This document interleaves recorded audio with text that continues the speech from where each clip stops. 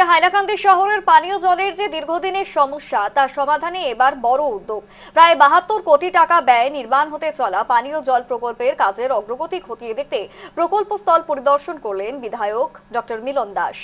কুচিরা এলাকায় প্রস্তাবিত প্রকল্প স্থলে গিয়ে নির্মাণ কাজের অগ্রগতি, প্রকল্পের বিভিন্ন দিক এবং নির্মাণের মানদণ্ড সম্পর্কে আধিকারিকদের কাছ থেকে বিস্তারিত খোঁজ নেন বিধায়ক মিলন দাস জানান যে প্রকল্পটি সম্পূর্ণ হলে আগামী প্রায় ৫০ বছর পর্যন্ত হাইলাকান্দি শহরে পানীয় জলের সমস্যা অনেকটাই মিটে যাবে।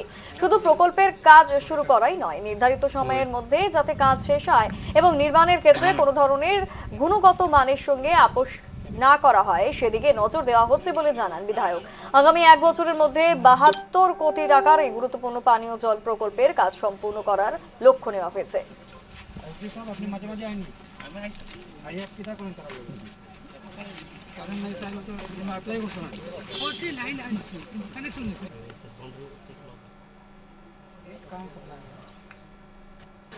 এখন পর্যন্ত যতটুকু আমরা বুঝলাম যে ডিমার্কেশন হয়ে গেছে, ল্যান্ডের ডিমার্কেশনের পর শুধু অফিস বিল্ডিংয়ের কাজ শুরু হয়েছে।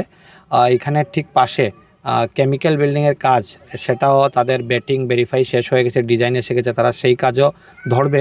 এখানে মাটি কাটার যেটা কাজ, আর্থ কাটিং তারা করেছে।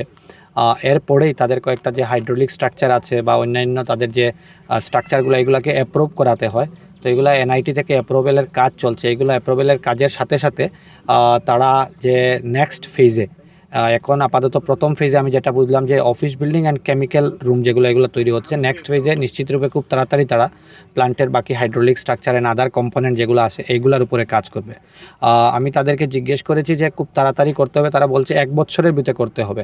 কিন্তু এইখানে এত বড় স্ট্রাকচার তৈরি করে তারপর শহরে 4টা আবার ওভারহেড হবে, শহরের 4টা ওভারহেডের সাথে নতুন আবার পাইপলাইন বসাতে হবে, পুরানো সম্পূর্ণ পাইপলাইন উঠানো হবে।